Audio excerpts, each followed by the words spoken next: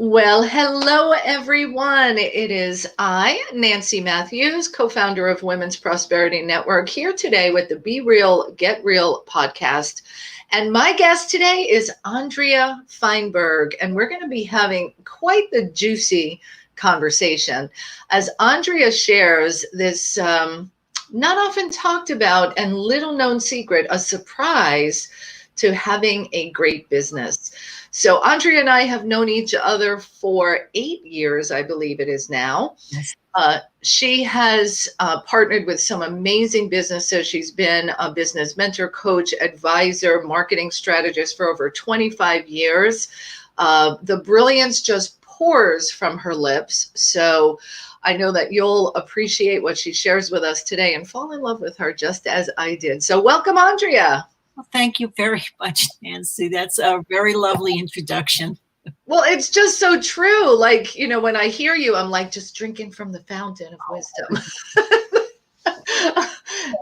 It's beautiful. And what I love, Andrea, about the whole perspective on how you show up and how you serve your companies, your clients, and just the general population is the focus on people. So let's talk about this. What is this surprise to having a great business? Well, I'm going to give you just a little bit of background to set up first. I don't often talk about this, but when I was a toddler and my sister was a newborn, my father came down with polio. So he spent the rest of his life often in an iron lung. He was completely paralyzed for the rest of his life. So here it is, the mid-50s.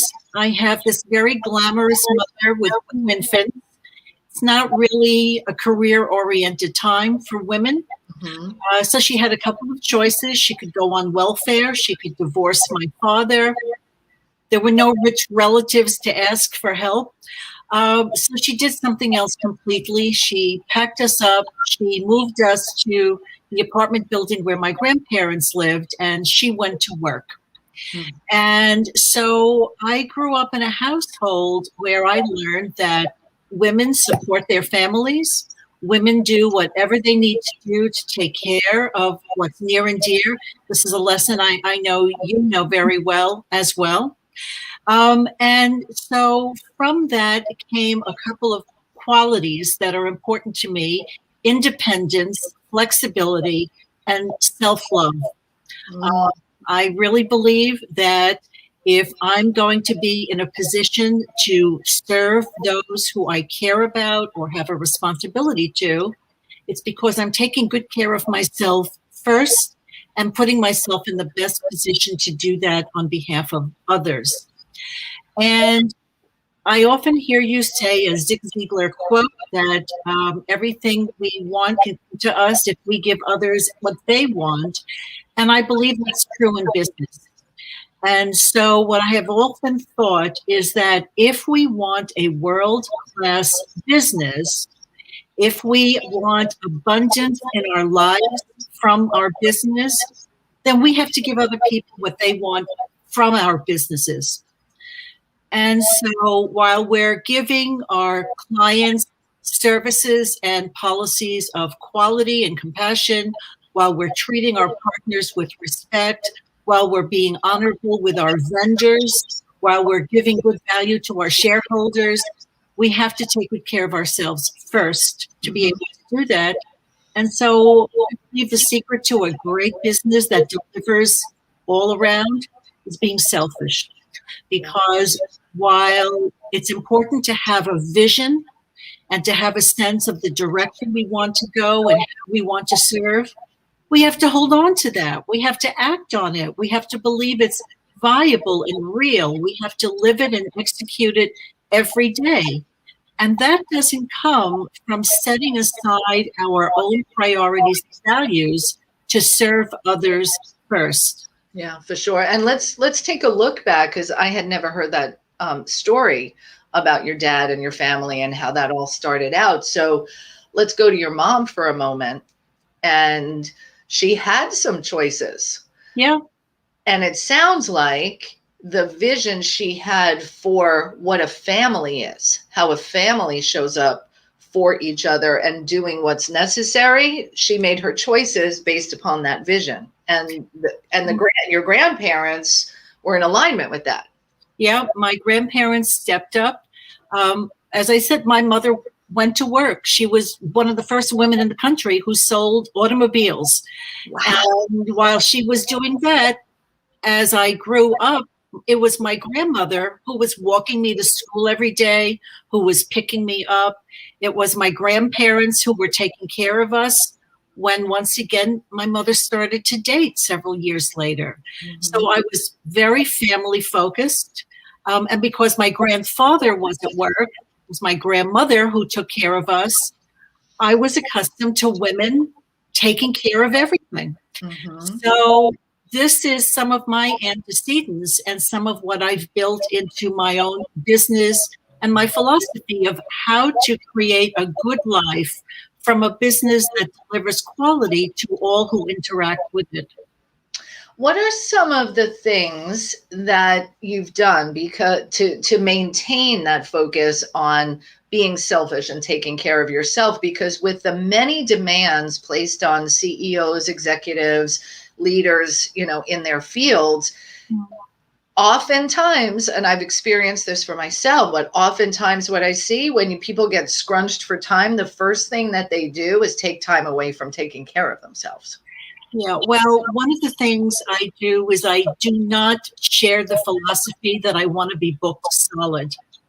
I always want to have time in my schedule because, as you said, emergencies happen, unexpected opportunities show up, and I don't want to feel I must either sacrifice or compromise other existing priorities to take advantage of something unexpected.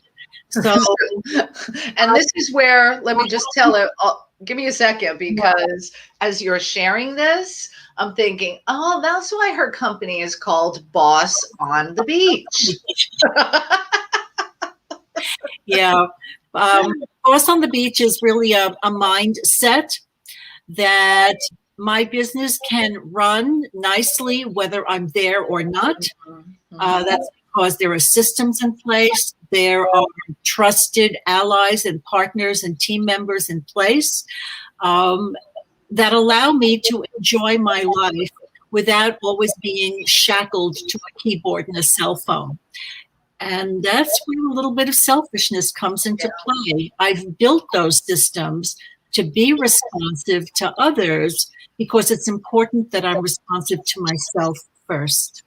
Yeah, beautiful. And I'm sure as people are listening in right now, they're thinking, I want to be a boss on the beach, or a boss in the mountains, or a boss at the lake, or a boss wherever it is that you want to be. You can be a boss sitting in the living room listening to your favorite piece of music, sharing a nice glass of wine. I love it. It just means that you have the choice to enjoy your life because you've built something in your business that allows you to enjoy life that way. Because after all, Nancy, no one starts out in life thinking, I want to grow up and be a business owner. We all think, I want to grow up and have a great life and choose different avenues.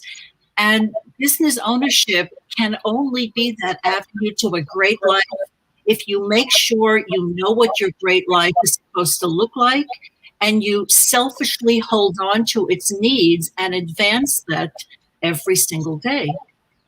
Yeah, love it. Love it. And I just put up on the screen where you too can get some breakthrough strategies about being your own boss on the beach. So just go to bossonthebeach.com and you'll see there where you can get these 9 breakthrough secrets that have supported Andrea and all the clients that she's worked with. I mean, hundreds and hundreds, if not even thousands of clients that you worked with over the years. Oh, yeah. Yeah. It's been very enjoyable. I'm very fortunate to be able to say I really like the business I'm in, the work I do, and the people with whom I interact. And part of that is choices I've made to know when to say yes and when to say no. Again, that's because I'm a big believer in self-love. And I'm not going to serve anyone beautifully if I don't really enjoy who they are. Because that can create friction and get in the way of honest discourse. Yeah. So Well, being able to say no is important. well, let's talk about that for a moment because in business, entrepreneurs, um, there's oftentimes a desperation for the client and the money that it's going to bring in. So, how do you say no when you've got the pressure? I need to meet payroll this week. Like that can be a challenge. It is. And it can be a difficult situation and choices to make. And so no one should go hungry. No one should be desperate to maintain their obligations because they have a principle that's important to them. And so when it comes time that you have obligations you have to meet, and the only way to do that is perhaps by working with someone who you otherwise would not, in the back of your mind, you have to be thanking them for the opportunity to serve other priorities and Very good. to put aside whatever attitudes or unpleasant thoughts you may have about this person, and perhaps test yourself to be a better person than you have been Mm. by honoring them and learn something new about them that you can find admirable and that you do desire to support and partner with them. That was a huge golden nugget there, my friends. So even if you're in a situation and you would take on a client that maybe you'd rather not, or if you had all the money in the bank, you wouldn't take this particular business opportunity or client, finding something good in the scenario, in the circumstance, being thankful that this is giving you an opportunity to make payroll or pay your own bills, finding something good about that person will get you through it in a completely different way.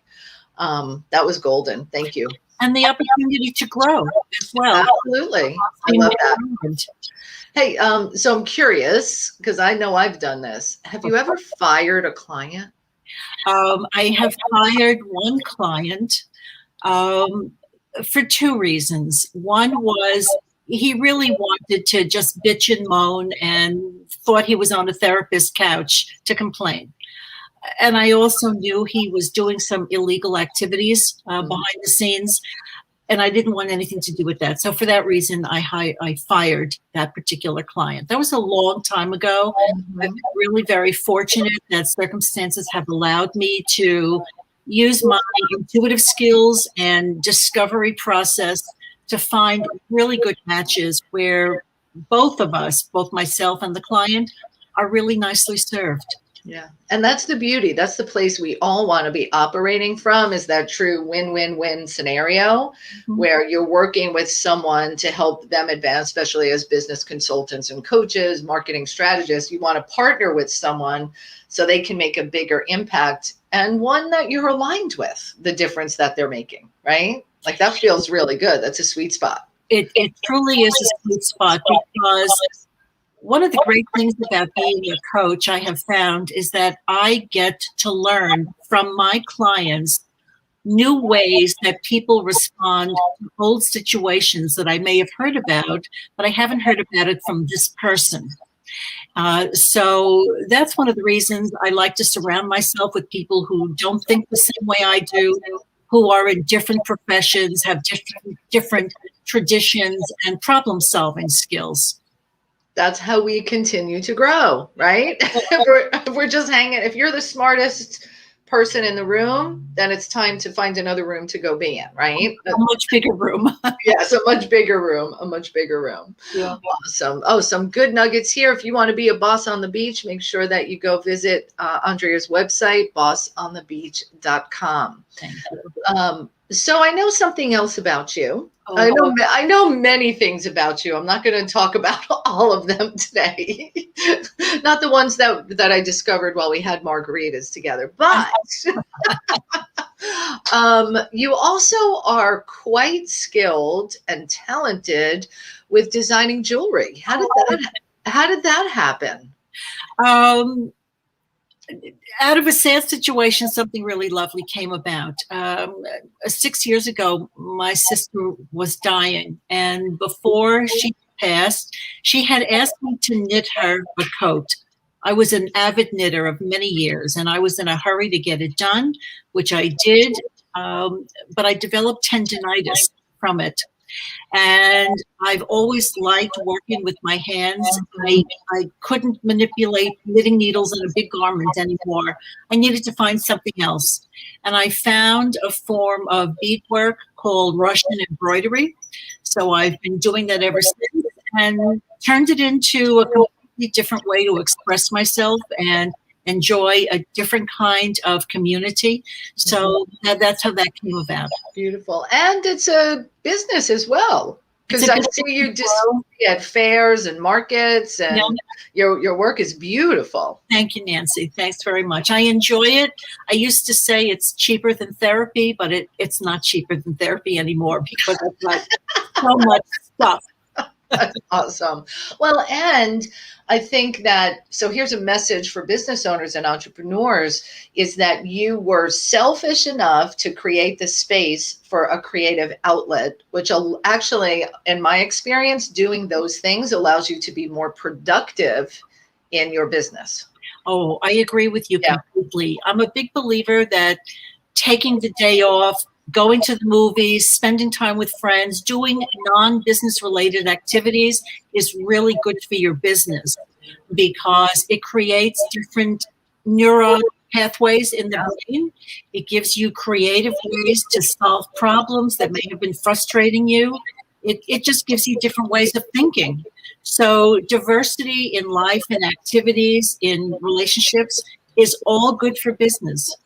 Love it. Love it. Well, Andrea, this was wonderful. Thank you for sharing that story about how things began for you. That was really powerful. And I appreciate you, not just for being here today, but for so many things, for being a part of Women's Prosperity Network, for sharing, for starting our chapters on Long Island, New York, like so many things, my friend. Thanks. I wouldn't be the business owner I am today without Women's Prosperity Network.